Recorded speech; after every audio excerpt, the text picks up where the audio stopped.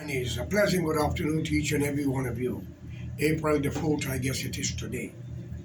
I want to address you, the youths, Indian and blacks alike. You who do not know the history of your country but was told by your relative because of what happens. You, the black race, hate yourself. You are racial because of what was told to you. And you are the Indian, are very, very, very corrupt, presumptuous, and very vindictive because that is the nature of your family and your tradition. But what kept me amazing, Guyana is a country belong to Guyanese, not those who is emancipated because they are already dead, not those who arrive because they are already dead. You must demand your birthrights as Guyanese because if you continue with emancipation and day of arrival, you would have to have a day to leave. And you cannot blame them, since knowing, as you may see, the Chinese drove the European as the white man out of China. The last one to be handed over was Hong Kong, year 2000. And India drove the white man out, which they call Bakra, as white people.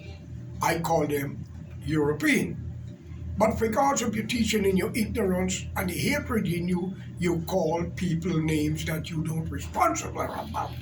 And the whole of Africa, your ancestors, the black race, drove the white man out. What will make you think that the Amerindian, the 9 indigenous tribe of Guyana, cannot ask you to leave the shore of Guyana? Since knowing that the Barnum de Kabaka was back in ANC, Mandela Party, who was a great man, and Mr. Mugabe, who drove the Indian out of Uganda, even though they're born there, for hundreds of years before your ancestor came to the shore of Guyana. What about all of this kind of corruption that even Mugabe drove the white man out of his country even though they're born there? Mandela was the only one to tell the African people they are also Africano like you because they're born there. Friends, don't listen to the old hatred and presumptuous people and the racial people. Your future is at stake. Don't let 65 politicians lie to you.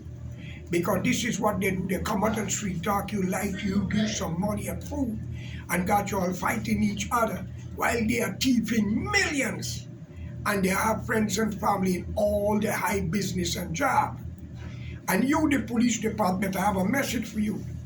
If you're going to listen to politicians to lock up innocent people, get prisoners to kill them, I hope you know once you put somebody in jail, you have to have a record and who guarding that person.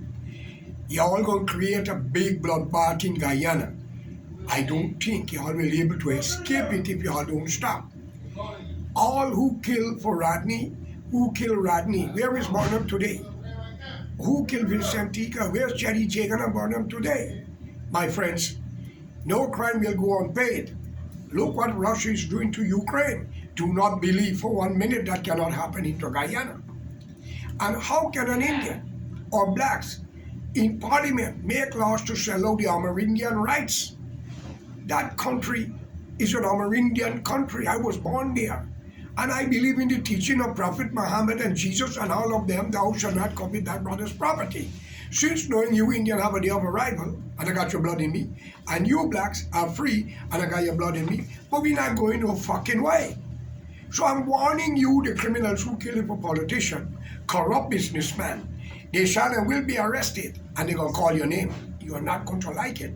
So if they offer you to kill for position and money, go to any embassy and report it, such as the British, the American, the English, and the Canadian, and go to the UN department and report it and get out with your family. And remember, when you kill for politicians, they tell their friends and family. When you kill for businessmen, they do the same. So therefore I call upon all of you to stop it, because all crime shall be re-examined.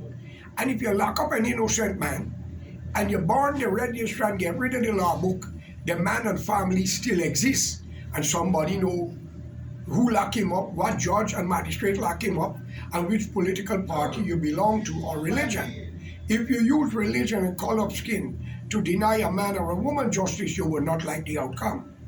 I'm not saying you wouldn't jail plenty and kill, but when your turn comes, just ask God what will happen. Nobody taking shit anymore. Why 740,000 people cannot live together? Why only Indian and black people must rule Guyana? Is that your fucking country? It's an Amerindian, indigenous people, 9 tribes. What happened to the mixed race? What happened to the Portuguese and Chinese? Come on, man. Which God are you serve? Where is the priest? Where is the imam? Where is the bandit? Isn't your Ramayana and the Quran and the Bible tell you what to do is right?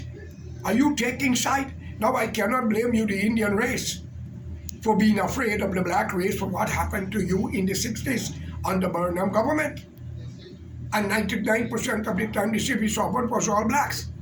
In a country that both of you are actually the majority of the race and the Indian are more. My friends, I ask of you, stop the nonsense. Save Guyana, save the future of your children, and do what is right for all of us.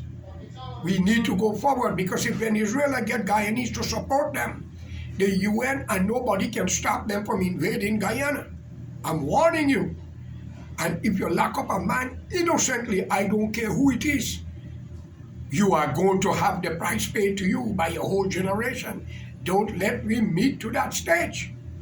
Y'all don't see how many policemen in position get in accident and die? You think it was an accident? It was a set-up killing because they were killing for businessmen and politicians. So I call upon you all to stop it. Please, you the black man, listen, because you are the quickest one to take bribe, to do nasty work, burn house, kill people for politicians and businessmen. They can call your name, okay? Don't make it happen. Let's unite and put Guyana forward. Every Guyanese is entitled to land to build a house, and 50,000 US, the minimum, to start to build your house. Be unite for a change of Guyana. Stop listening to 65 politicians. And let me tell you, we don't have an opposition.